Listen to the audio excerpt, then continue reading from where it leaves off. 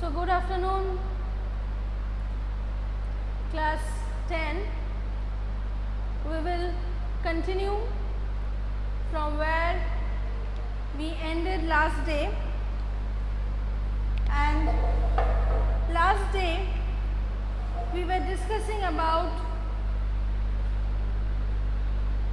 France and its ways of nationalism, right?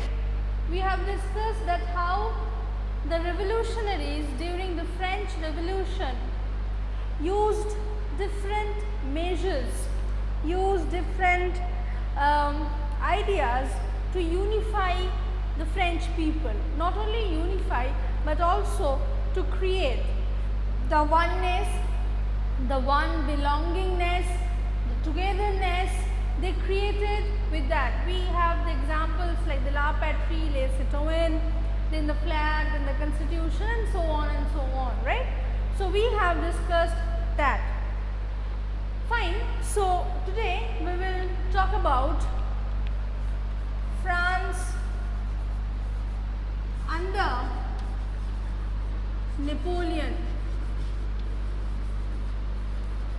If you remember, when we were discussing French Revolution, that time I have told you that the revolution took place in 1789, and then after a lot of changes, after Maximilien Robespierre was executed, then the Directory rules were there, and then finally in 1804, a man whose name was Napoleon Bonaparte. He was a French man who was born in the Corsica Island. He was born in the Corsica Island, which is near Italy, and from his very childhood he dreamt to be the ruler of France and to create one united France. So with this dream in his eyes, he first joined the French army, and during the revolution time he was posted in Paris, and he saw how Paris changed, how the Parisian people, they revolted against Louis XVI. They brought him out of his palace and executed him. Then how Maximilien Robespierre, he ruled in France, and then the Directory of Rules.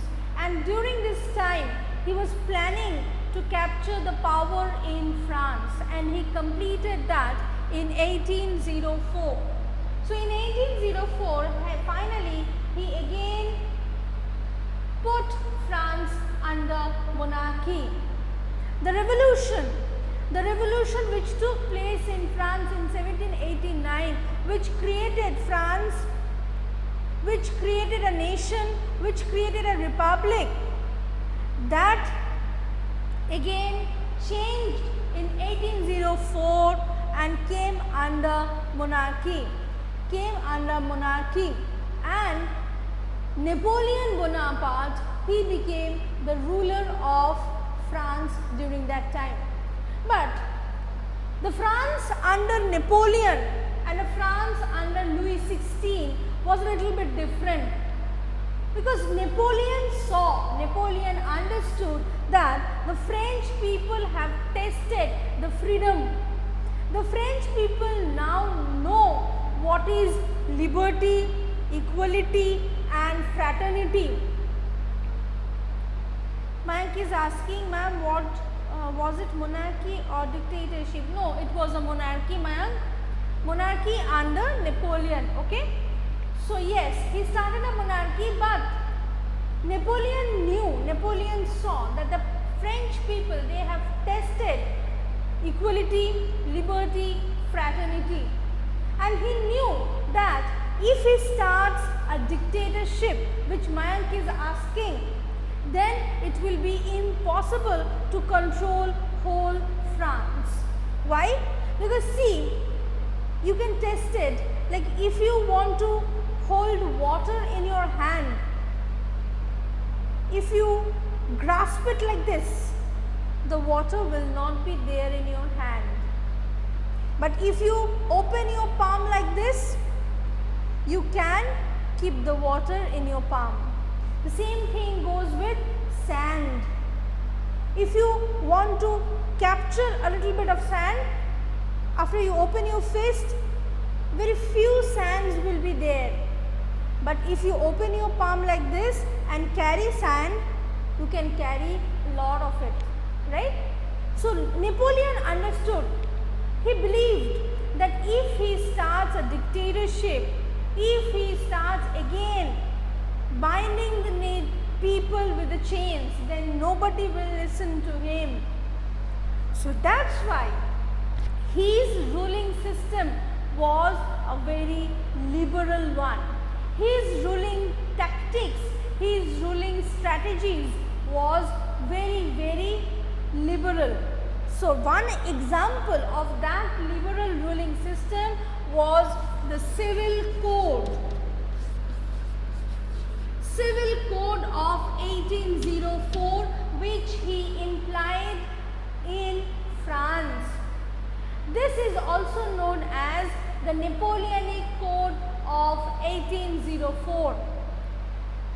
Through this Napoleonic Code or through this Civil Code, Napoleon made 3 rules and regulations in France.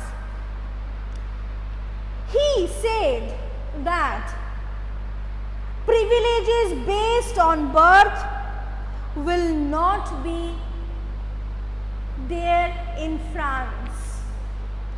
He said that equality before the law will be there, and there will be no right to have, there will be right to property, which means that, just a minute, yes, so which means that first of all those estates, generals, nobles, then priests and clergy, third estate, all were abolished under his rule also.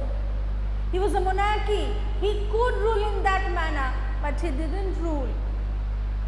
He said that all privileges based on birth will be cancelled and all are equal before the law, which means if a nobleman has done a crime and a common man has done a crime, has done the same crime, both will have same kind of punishment. There will be no privileges, number 1.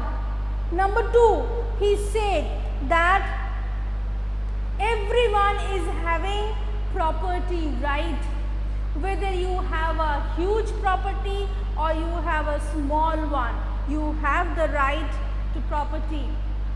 With this also he said that all internal customs barriers are gone, are abolished, right? So generally what he said, that privileges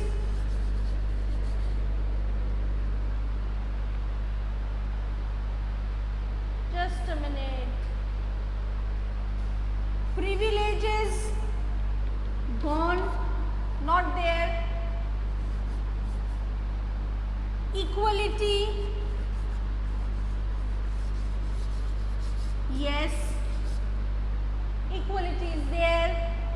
3, property, yes, it's there. And number 4, tax, not there. So in a way, with this rule, he won the minds of the French people. The French people who were very afraid that, oh, again we are under the same kind of monarchy, again we have to listen to what the emperor is saying, they felt good that no, he is not like Louis XVI. He is a different kind of a person. He listens to us, he understands us. That's why he said no privileges, no tax, but equality and property rights. So this is how Napoleon, he restructured monarchy or monarchical system in France. This is how he restructured it, and that is why during his rule, during Napoleon's rule, France as a nation, France as a state became very important, and they grew, they became a large country during this time. Okay, and as with all his ideas, Napoleon was growing strong. Napoleon was becoming a terror in Europe, because whatever he was doing for his people. So every people supported him, but the other surrounding monarchs, they were not happy with Napoleon, like England, like Austria, like Germany. They were not happy with Napoleon. Why? Because they had a dictatorship. They controlled their rule. They were not listening to their people, and they were afraid that if Napoleon listens to his people and we don't, then one day our subjects, our people will also start a revolt against us, like the French Revolution. Then we will face consequences. So we have to stop Napoleon. We have to stop Napoleon. But Napoleon was a very, very fearless fighter and a warrior.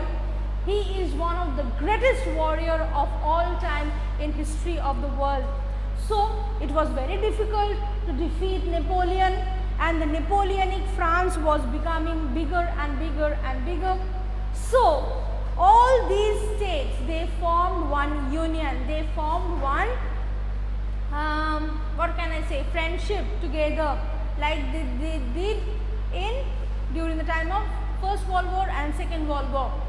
So England, Austria, Germany, they all came together and they fought a war against Napoleon in the year 1815, and the war is known as the Battle of Waterloo. The Battle of Waterloo.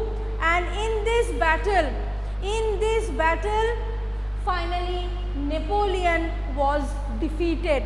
And as Napoleon was defeated, he was removed from the throne of France, and the England, Austria, Germany, the United Front, they brought back another ruler from the old Bourbon dynasty. They brought another. Only Bourbon dynasties, Louis XVI was executed, not the whole dynasty, right? So after 1815 in France, Louis XVIII became the emperor. Understood that Louis XVIII became the emperor after Napoleon was defeated and killed by the United Front. Understood? Any questions? Any questions?